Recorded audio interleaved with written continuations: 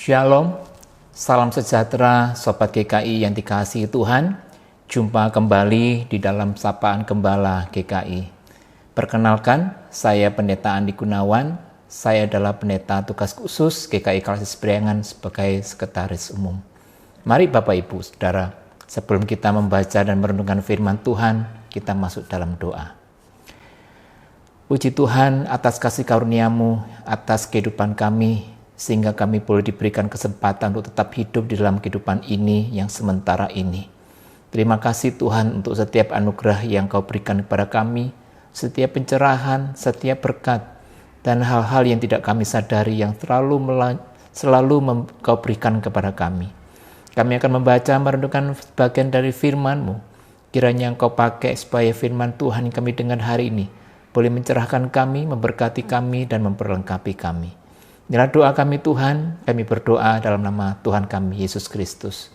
Amin. Sobat GKI yang dikasihi Tuhan, tema yang saya berikan pada hari ini adalah bahaya di dalam keberhasilan. Diambil dari 1 Tawarik pasal 21 ayat 1 hingga ayat 8. Demikian bunyi firman Tuhan. Iblis bangkit melawan orang Israel dan dia membujuk Daud untuk menghitung orang Israel. Lalu berkatalah Daud kepada Yoab dan kepada para pemuka rakyat, "Pergilah, hitunglah orang Israel dari Beersheba sampai Dan, dan bawalah hasilnya kepadaku, supaya aku tahu jumlah mereka." Lalu berkatalah Yoab, "Kiranya Tuhan menambahi rakyatnya 100 kali lipat daripada yang ada sekarang. Ya Tuanku Raja, bukankah mereka sekalian hamba-hamba Tuanku?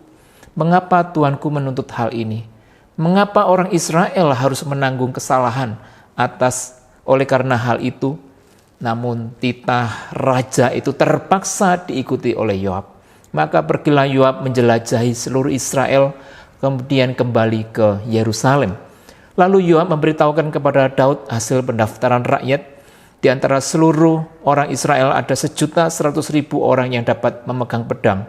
Dan orang Yehuda ada 470.000 orang yang dapat memegang pedang. Orang Lewi dan Benyamin tidak dimasukkannya dalam pendaftaran, sebab titah raja itu dianggap keji oleh Yoab. Tetapi hal itu jahat di mata Allah, sebab itu dihajarnya orang Israel. Lalu berkatalah Daud kepada Allah, "Aku telah sangat berdosa karena melakukan hal ini. Maka sekarang jauhkanlah kiranya kesalahan hamba-Mu, sebab perbuatanku itu sangat bodoh." Sobat GKI kasih Tuhan, barangkali ada sebagian dari kita yang berpikir bahwa manusia itu akan teruji ketika dia mengalami atau berada dalam kondisi yang sulit, kondisi yang miskin, menderita, teraniaya, atau dalam kondisi-kondisi yang misalnya dia diperlakukan tidak adil. Saat menghadapi berbagai kesukaran, kesabaran diuji, iman diuji, karakter diuji. Mungkin saja hal ini benar saudara, tetapi mungkin juga tidak sepenuhnya benar. Seorang orator sekaligus penulis bernama Robert Ingersoll dalam pidato yang ia sampaikan di Washington DC, dia mengatakan, "If you want to test man's character, give him power." Jika saudara ingin mengetes atau menguji karakter seseorang, berikanlah dia kekuasaan. Di bagian lain dalam pidatonya itu Ingersoll berkata, "If you want to find out what a man is to the bottom, give him power. Any man can stand adversity, only a great man can stand prosperity." Jika engkau mau mengetahui yang terdalam dari seseorang, berikanlah dia kekuasaan. Setiap orang dapat bertahan menghadapi penderitaan, tetapi hanya orang agung yang dapat bertahan dalam keberhasilan atau kejayaan. Nah, saudaraku, saya secara pribadi lebih menyetujui bahwa kesuksesan, kekayaan, dan kekuasaan yang lebih menguji hati manusia ketimbang kemiskinan ataupun penderitaan. Mengapa, saudara? Sebab dalam situasi yang buruk, situasi yang terjepit, seringkali orang itu terpaksa memunculkan sikap tangguh, dia harus rendah hati, dia harus beriman, dan dia harus pantang menyerah. Keadaanlah yang kerap kali memaksa orang, sehingga dia memunculkan sifat-sifat yang baik. Tentu saja saya tidak mengatakan semua hal terjadi seperti ini. Sementara saudaraku, ketika kita dalam kondisi puncak kejayaan, puncak keberhasilan, puncak kekuasaan, mengambil sikap beriman dan rendah hati, itu jauh dari sikap terpaksa. Itu adalah pilihan. Pilihan yang dibuat secara sengaja, yang seringkali pilihan itu justru bertentangan dengan intuisi atau dengan dorongan alami kita. Karakter asli akan lebih muncul saat kita diberikan kebebasan untuk memilih sikap kita, saudara.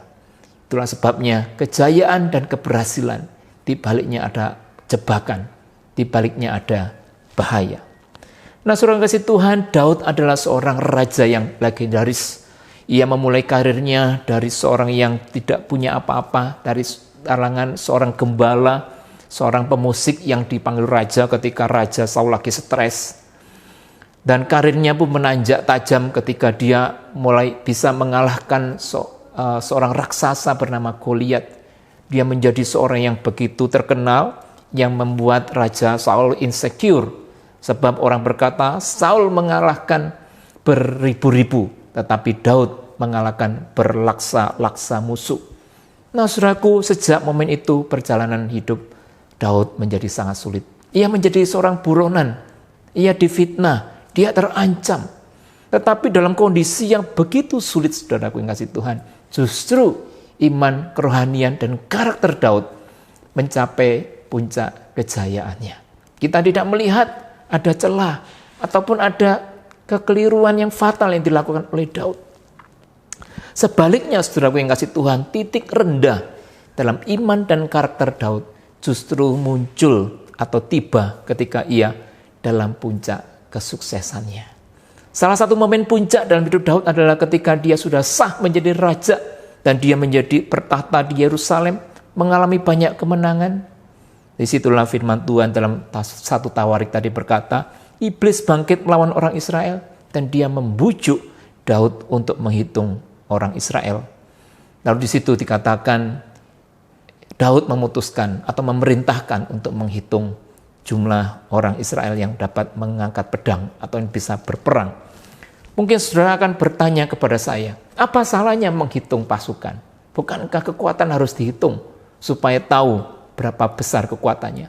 Tetapi kita melihat bahkan Yoab, seorang dari panglima Raja Daud pun tahu bahwa penghitungan tentara ini adalah sesuatu perbuatan yang keji. Mengapa itu mengapa ada hal seperti itu? Saudaraku, dalam konteks zaman dahulu, di mana peran dewa atau peran Allah di dalam peperangan antar bangsa atau antar suku bangsa itu begitu besar, begitu penting. Bagi orang zaman dahulu, strategi dan kekuatan tentara itu penting, tetapi jauh lebih penting adalah kekuatan para dewa yang menjadi andalan mereka. Kemenangan mereka adalah kemenangan para dewa, lebih daripada kemenangan strategi atau kekuatan tentara. Maka pada waktu itu menghitung tentara itu adalah sebuah perbuatan yang dianggap tidak baik, dianggap perbuatan yang kurang beriman. Tidak hanya bicara soal mereka yang punya Allah yang tunggal seperti bangsa Israel, bahkan bangsa-bangsa politeis pun juga mengharamkan atau tidak melakukan penghitungan tentara. Karena apa? Karena di situ secara tidak langsung sebuah penyangkalan akan kuasa dan iman kepada Tuhan atau kepada para dewa mereka. Demikian juga Tuhan di balik penghitungan tentara Israel, perintah Daud adalah sebuah bentuk pengagungan, kebanggaan akan kekuatan militer yang melampaui kebanggaan atau pengharapan akan kekuatan Allah Israel. Yoab tahu hal ini dan dia mencoba menasihati Daud. Raja, tolong dipertimbangkan kembali. Mengapa orang Israel harus menanggung kesalahan oleh karena hal ini? Namun saudaraku, Daud punya kuasa yang besar. Nasihat siapapun juga dia berhak untuk tidak mendengarkan. Maka katakan, maka titah raja itu terpaksa diikuti oleh Yoab. Lalu Yoab pergi menghitung. Hanya kemudian dia tidak menghitung, khususnya dari suku Benyamin, dan juga dari suku Lewi. Nah, saudara kasih Tuhan, kekuasaan Daud membuat Yoab tidak berdaya mengikuti perintah raja. Daud sudah menutup telinga, menutup matanya terhadap kemungkinan kekeliruan atas keputusannya. Dan kita mungkin bertanya-tanya, loh, Daud kan orang yang sangat mengasihi Tuhan, sangat mengasihi sesamanya manusia, bahkan yang menderita. Kenapa hal ini bisa terjadi? Di mana hati nurani Daud? Kenapa Daud berubah? Nah, saudara yang kasih Tuhan, disinilah yang kita melihat sebuah fenomena ketika seseorang memiliki kekuatan atau kekuasaan atau keberhasilan. Di situ manusia tergoda untuk melihat dan menghayati bahwa kesuksesan, keberhasilan adalah sebuah hasil jerih payah, kekuatan dan kecerdasannya. Sahabat GKI yang dikasihi Tuhan, kita tidak perlu harus menjadi Daud untuk bisa memahami atau mencoba menghayati bagian firman Tuhan ini. Pertimbangkanlah saudaraku, ketika hidup kita begitu berhasil, impian kita banyak yang terwujud, hidup kita begitu lancar, karier stabil, pekerjaan menanjak, bisnis menanjak, cuan makin lama makin besar, posisi kita makin stabil, semua begitu terencana dengan begitu baik. Sedikit banyak kita mulai berbisik di dalam hati kita, ini aku hebat, bisa merencanakan segala sesuatu dengan baik. Aku bisa bekerja keras dengan baik, sehingga aku bisa menghasilkan ini semua. Nah, saudaraku, kita akan tergoda untuk berpikir bahwa semua keberhasilan, kesuksesan, ini adalah semua hasil kerja keras dan kecerdasan kita. Namun, saudaraku yang kasih Tuhan, apakah ini berarti bahwa ketika kita cerdas, kita pandai berencana, kita pandai mengelola bisnis, bahwa ini semua adalah hal yang berdosa? Apakah menjadi sukses ini hal yang berdosa, bersukses secara materi atau secara karir? Tentu saja tidak demikian, saudaraku. Namun sebagai orang yang bertuhan dan beriman, kita selalu berusaha menjaga keseimbangan iman kita, keseimbangan hidup kita, supaya iman kita tetap eksis, iman kita itu tetap ada, tetap memunculkan kontribusi Tuhan, tetap kita mengakui bahwa ada Tuhan yang berperan menolong kita mengalami keberhasilan demi keberhasilan. Dan saudara kasih Tuhan, barangkali kita bisa melakukan latihan-latihan kecil, misalnya latihan dalam hidup sederhana, supaya menolong kita bahwa semua hal ini tidaklah menjadi begitu penting sekali sampai kita merasa kalau tidak ada kekayaan itu kemudian kita tidak bisa hidup. Saudara, kita bisa juga membuat refleksi-refleksi kecil, mengingat masa-masa lalu kita ketika kita harus berurai air mata, kita harus memeras keringat untuk menapaki atau melewati kegagalan demi kegagalan.